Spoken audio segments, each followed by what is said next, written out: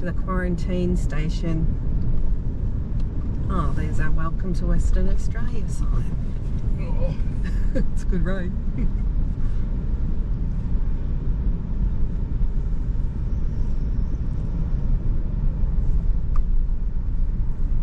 See how thorough they are.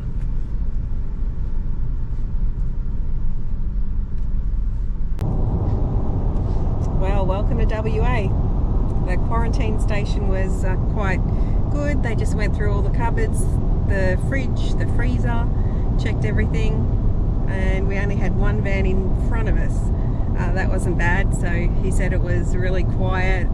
And what, in a month's time? Month's time, yeah. Yeah, they're gonna be 3-4 times as busy, so it's a good time of year to go through it.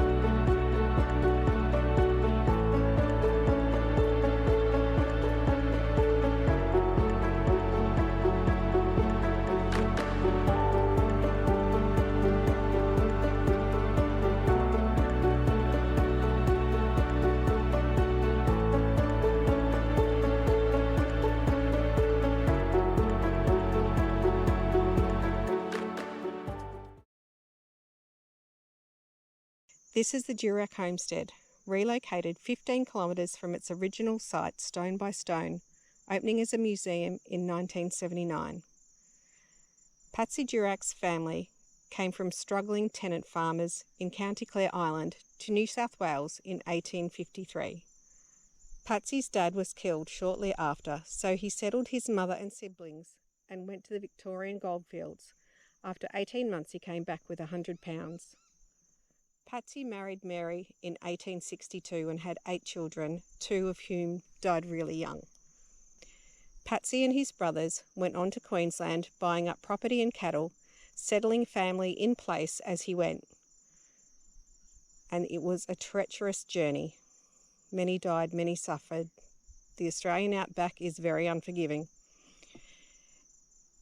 In 1879, they left for the Kimberley and ended up in Argyle Downs and Ivanhoe Station, building this homestead. In 1885, Patsy returned to Brisbane, leaving his affairs with a trusted family member. He fell into a scam and Patsy lost his fortune. Patsy died in 1898. When being referred to as the king of the land, Patsy would reply that they were kings in grass castles, meaning they were like the grass, they could disappear in fire or flood. Mary Durack, Patsy's great-granddaughter, wrote the book Kings in Grass Castles. Her ashes are buried here along with other family members.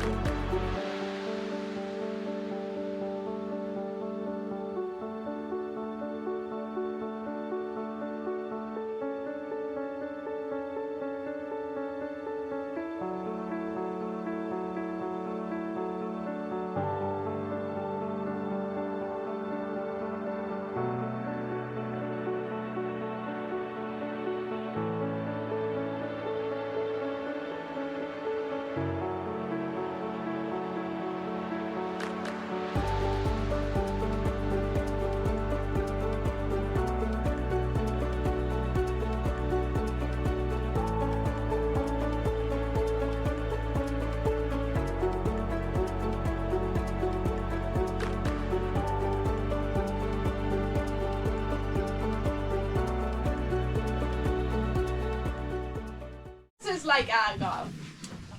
Now, 70 kilometres north to south. This is the Evelyn Range here, so the south point is considered to be about there. Yeah, like I say, 70 kilometres, 45 kilometres west to east. So absolutely massive. It covers about 980 square kilometres. And if we ever had, they did the building of the dam wall based on what a 1 in 100 year flood would look like. So the dam wall's designed to hold back if we ever had a 1 in 100 year flood, in which case it would swell out to the red lines around the outside, mainly these undulating plains out to the south and east, and it would swell out to 2,072 kilometres squared and 60 Sydney harbours. If it ever happened, it would get within about a metre of the dam wall top. So that's what the Lake Argyle can potentially hold. Oh, that's your spit. The 7 spotted archerfish is spitting the water out. They can actually target up to 2 metres out of the water. So if you want to make it hard, you can.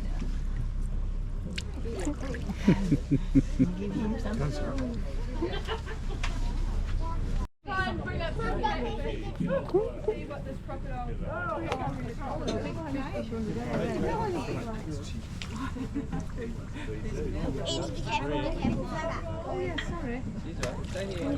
Now I have to throw the bread quite aggressively or watch the crocodile. I'd start videoing if I were you.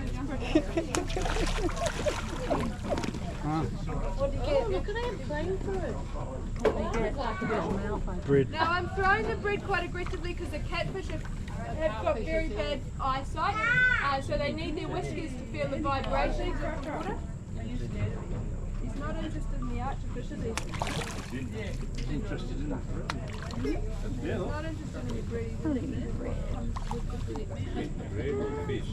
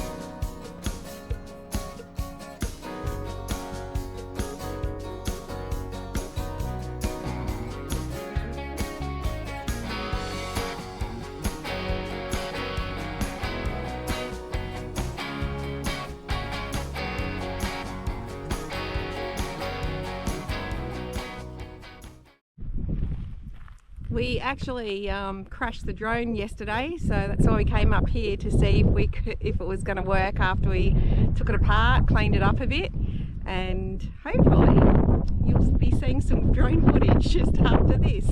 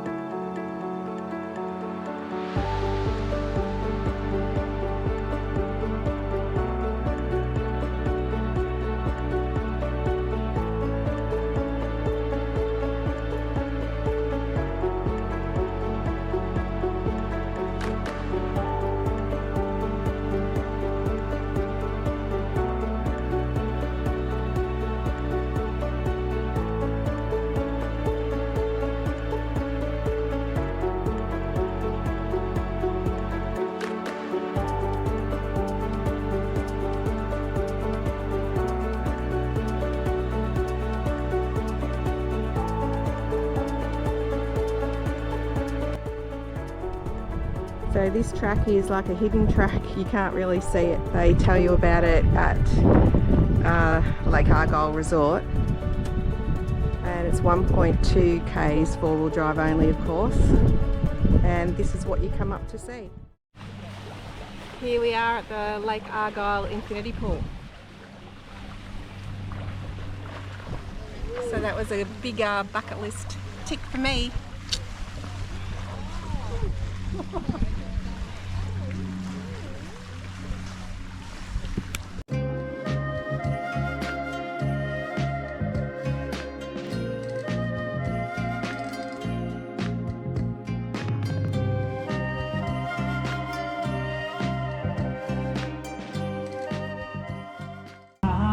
I've been